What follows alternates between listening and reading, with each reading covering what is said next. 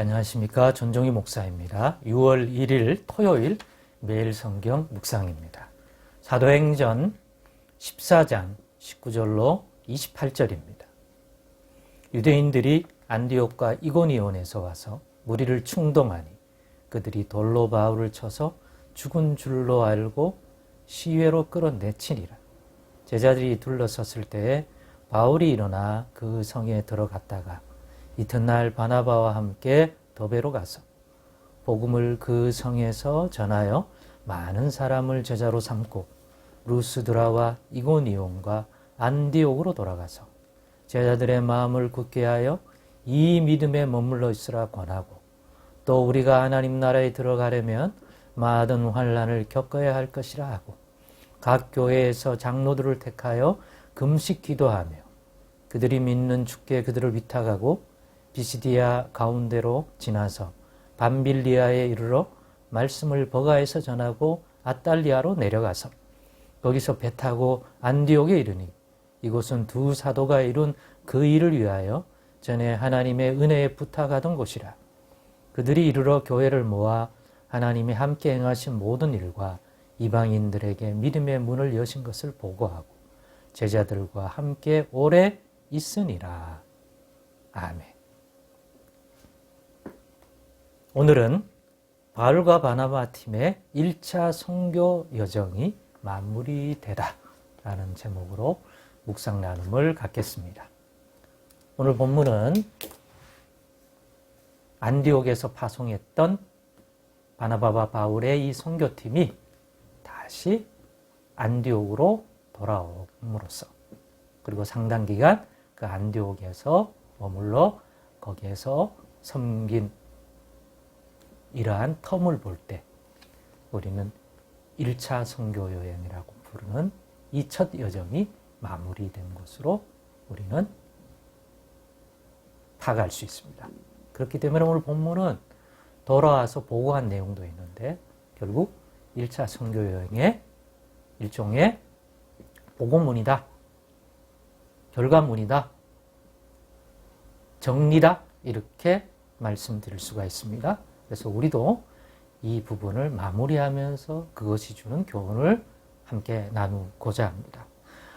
먼저 여정을 보면 안디옥에서 파송한 그들은 쿠브로라고 하는 섬에서 살라미아 바보에 이르러서 사역을 했고 또 배를 타고 밤빌리아라고 하는 지방으로 넘어가서 거기서 버가와 비시디아 안디옥 또 이고니온까지 거쳐서 사역을 하고 복음을 전하고 또 하나님의 은혜를 베푸신 곳은 교회가 생기고 제자가 생기고 믿음의 공동체가 세워지게 되었습니다.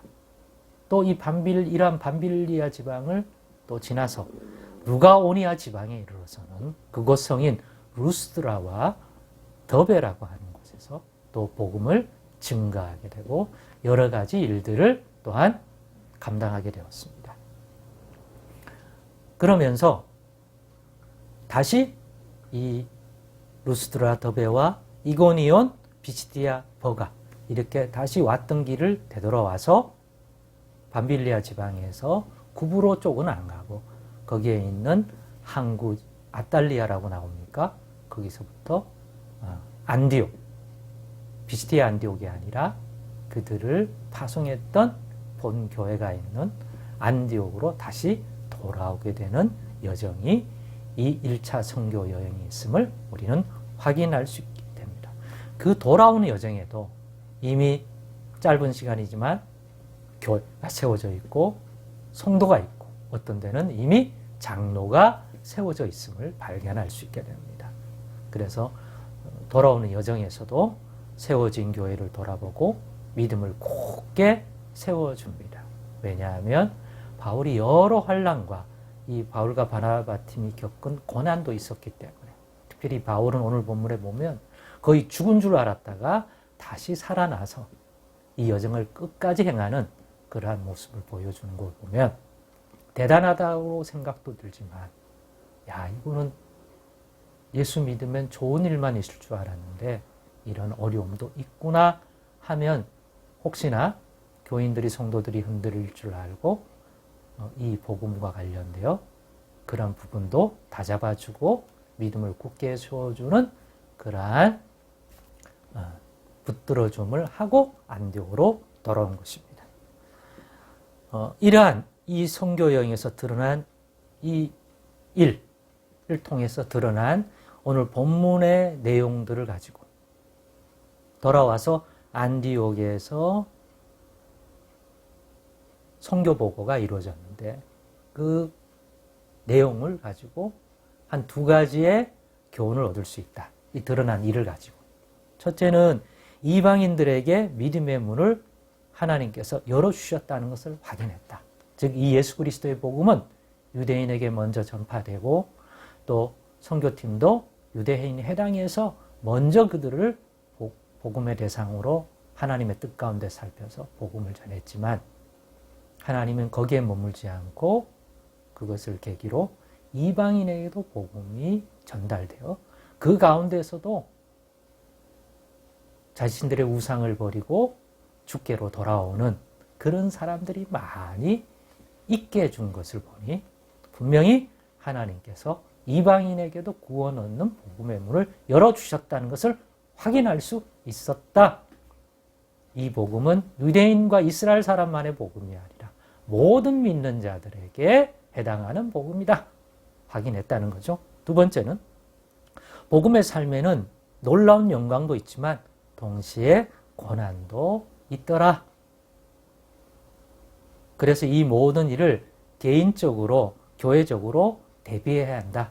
기적이 일어나고 병든 자가 낫고 하나님이 무너진 인생을 치유하고 건강히 회복시키는 것도 있지만 이 예수의 복음을 전하는 가운데 방해들도 있고 그것 때문에 발생하는 고초도 있더라.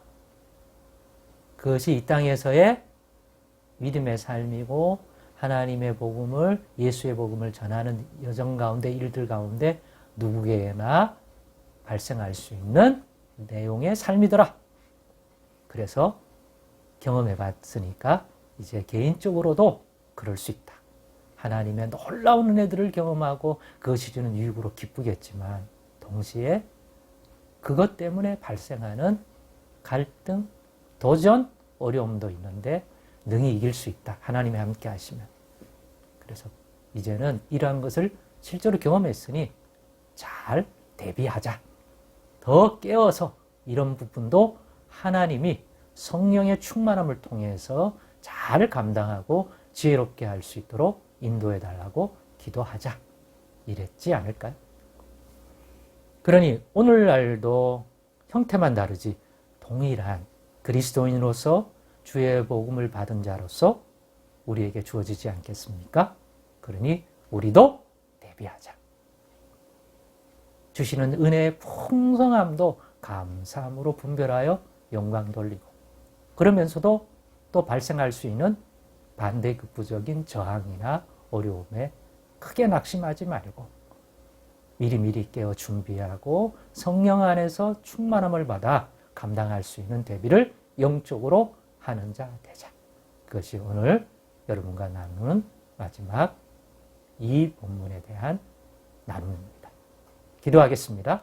하나님 아버지, 성령 충만, 말씀 충만, 은혜 충만, 예수 충만 주셔서 하나님이 주신 놀라운 은혜와 그 영광도 경험하지만 이 재앙 많은 세상에서 발생하는 그런 반대급부적인 저항과 그로 인한 고난과 고초도 넉넉히 잘 분별하고 크게 낙심하지 않고 그 가운데서도 예수 이름으로 성령 안에서 잘 감동하는 오늘날의 우리 모두가 되게 하여 주시옵소서. 예수 그리스도의 이름으로 기도드리옵나이다. 아멘.